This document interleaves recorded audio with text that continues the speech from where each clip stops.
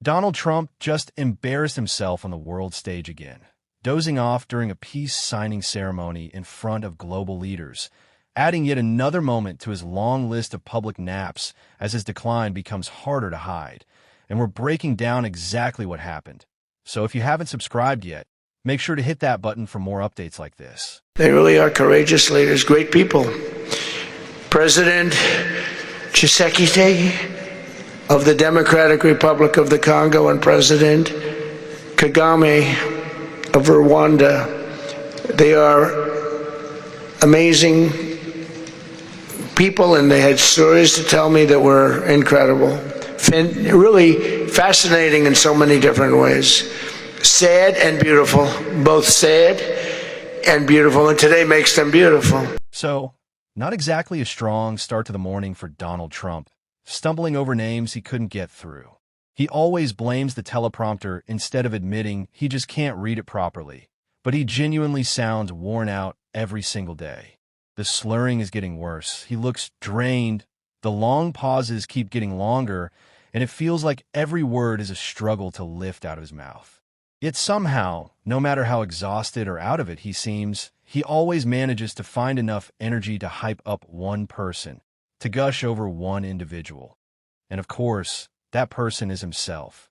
So naturally, Trump made sure to carve out a moment to lay on the self-praise thick for Donald Trump. And today we're succeeding where so many others have failed, and this has become the 8th war that we've ended in less than 1 year. Such an exciting thing to do. This has been because we're talking about 30 years of fighting, 30 years, much more than 10 million lives. So now we've apparently reached the 8th war that Trump claims to have solved. Though honestly, at this point, I've lost track if he's on number 9, 10, or 11 because he just keeps adding new imaginary victories to the list, all while failing to end the one conflict he swore he'd wrap up on his very first day. And today, with Melania Trump releasing her own announcement, it feels like she's doing more First Lady work. If we can even call their arrangement a marriage, then Trump has managed himself. Yet somehow he insists he has no idea what's happening in Russia, which is a great look for the self-proclaimed master negotiator who supposedly sees everything. But the one thing Trump does understand with perfect clarity is that Trump wants praise, which explains why he was so eager to gush over Marco Rubio for slapping his name on a building.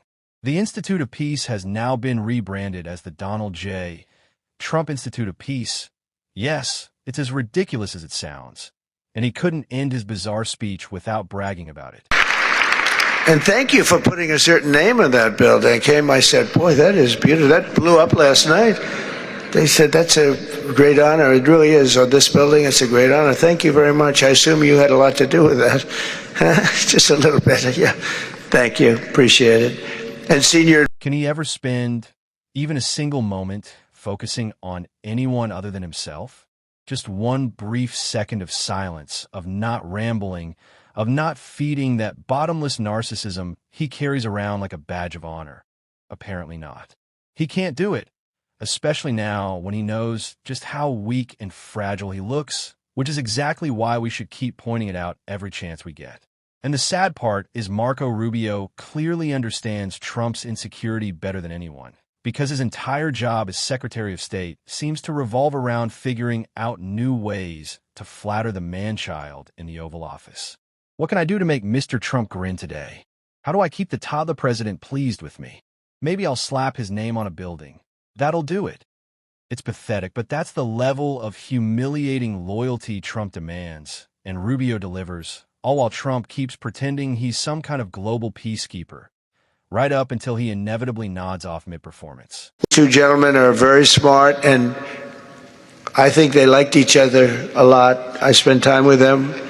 I think they liked some people may be surprised. I really do. I think they've spent a lot of time killing each other, and now they're going to spend a lot of time hugging, holding hands, and taking advantage of the United States of America economically like every other country does.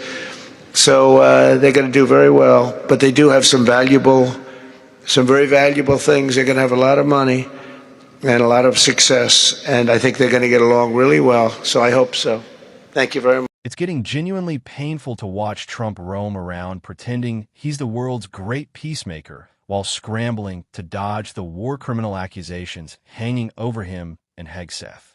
Nothing about it tracks, but that's been this presidency from day one, chaotic, sloppy, and exhausting to even follow. And speaking of exhausted, Trump spent half the summit dozing off while other world leaders were speaking, slipping into his usual half-sleeping slump like it's his new standard operating mode. This is the same man who obsessively mocks Biden for taking a nap on a beach, yet he's perfectly comfortable nodding off in the Oval Office, a cabinet meeting, a peace summit, any place that isn't a Fox segment. The hypocrisy would be funny if it weren't so pathetic, especially when his defenders are now comparing his constant naps to Thomas Edison's creative rest. Trump isn't inventing the light bulb. He's barely staying conscious. And if he's this out of it, the real question becomes who is actually running the show. All signs point to Stephen Miller, who appears to have pushed Hegseth out of the inner circle entirely, which honestly makes sense, given the war crime situation, but the power struggle inside this White House is becoming unmistakable, as Adam Schiff laid out. Well, I think it's important to remember that all of this campaign, this military campaign, is unlawful, unconstitutional. Congress has not authorized these actions. There's no imminent threat of invasion or attack from Venezuela. So all of this is unlawful. But if there was an order to deliberately kill these two survivors, that moves unlawful, unconstitutional into the realm of war crimes. And it was interesting watching that press conference with the president and Hegseth, where he appears to read carefully worded language along the lines of the admiral took action to destroy the ship and eliminate the threat.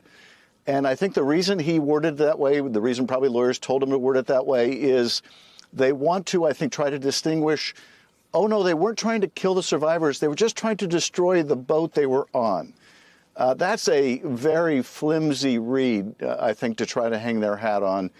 If indeed Hegseth ordered for all these people to be killed, and the admiral acted on that order, whether Hegseth was in the room or he wasn't in the room, and I think you're right to be entirely skeptical of any claim Hegseth makes about what he knew or didn't know.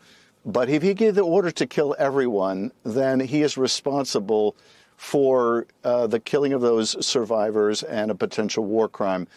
I think the only way we get to the bottom of this is by analyzing the video, audio if it exists, but also having the admiral testify and others who were present testify so that we can hear firsthand what did they see, what did they know, what were the orders, what action did they take.